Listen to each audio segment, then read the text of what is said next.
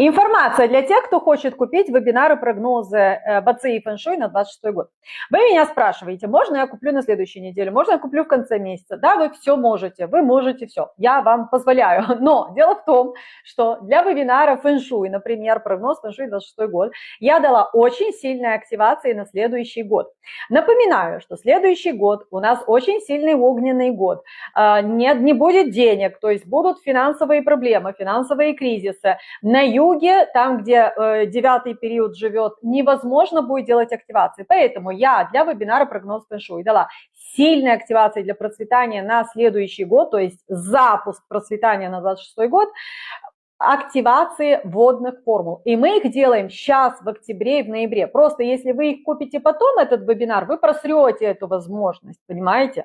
Следующая дата уже 24 октября. Успейте до 23-го.